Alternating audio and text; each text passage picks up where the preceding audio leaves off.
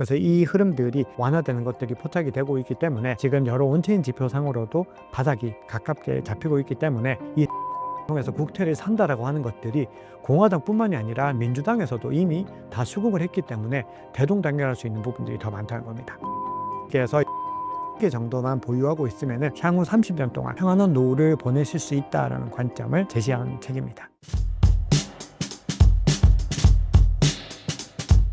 네, 신사임당 구독자님들 반갑습니다. 굉장히 제가 신사임당 채널 오랜만에 출연을 합니다. 올해 첫 출연이라고 말씀을 주셨는데요.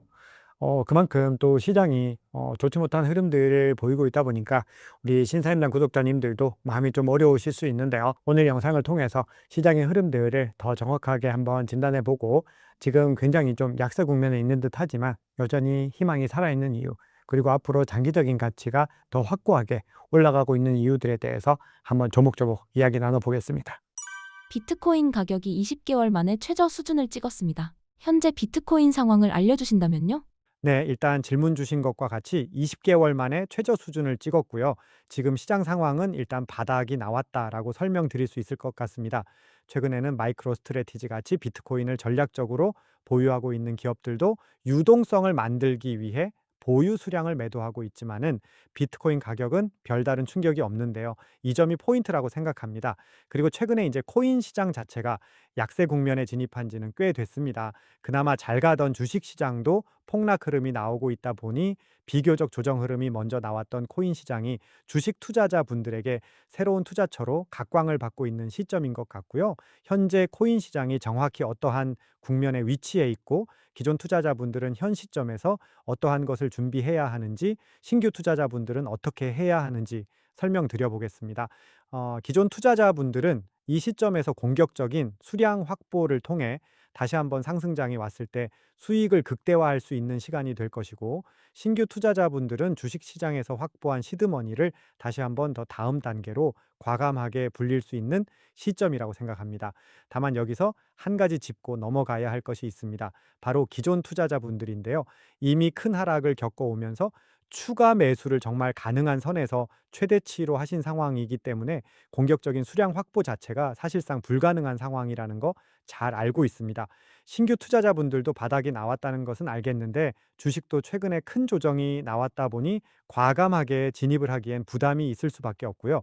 그렇다면 기관 투자자들은 지금 어떠한 움직임을 보이고 있을까요? 기관 투자자도 결국 움직이는 금액의 규모가 크다일 뿐이지 사용할 수 있는 현금에는 한계가 있기 마련입니다. 그런데도 기관 투자자들은 계속해서 보유 중인 코인 수량을 늘려갑니다. 보유 중인 코인 수량이 늘어나면 당연히 1%만 오르더라도 그 수익은 엄청날 수밖에 없죠. 많은 분들이 착각을 하시는 게 투자해서 수익을 내려면 매수 가격, 즉 평균 단가가 낮아야지 큰 수익이 난다고 생각하십니다. 하지만 평균 단가라는 게 사실 선견지명이 있지 않는 이상 미래에 폭발적으로 상승 흐름이 예상되는 코인을 아주 일찍 사는 것은 불가능하잖아요. 어느 정도 한계가 있다는 이야기죠.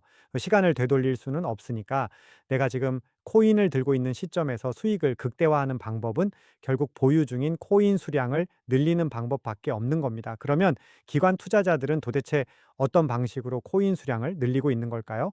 바로 스테이킹입니다. 스테이킹은 이제 쉽게 설명드리자면 보유 중인 코인을 네트워크에 맡기고 그에 따른 보상을 받는, 쉽게 얘기하면 은행에서 예금 이자를 수취하는 것과 동일한 방식이라고 보시면 되고요. 제가 또 스테이킹이 정확히 어떤 것인지 기술적인 설명은 지난번처럼 박종환 작가님 쉽게 설명해 주세요, 이렇게 말씀하시고 이메일 보내실 게 뻔하니까 이번에는 최대한 쉽게 설명드리겠습니다. 예를 한번 들어보죠. 같은 날 같은 가격에 똑같이 비트코인 한 개를 매수한 두 사람이 있습니다. 둘 다 장기 투자자고요. 한 사람은 그냥 사놓고 가만히 기다리기만 했고, 다른 사람은 보유하는 동안 스테이킹을 통해 보상을 받으며 코인 수량을 늘려갔습니다.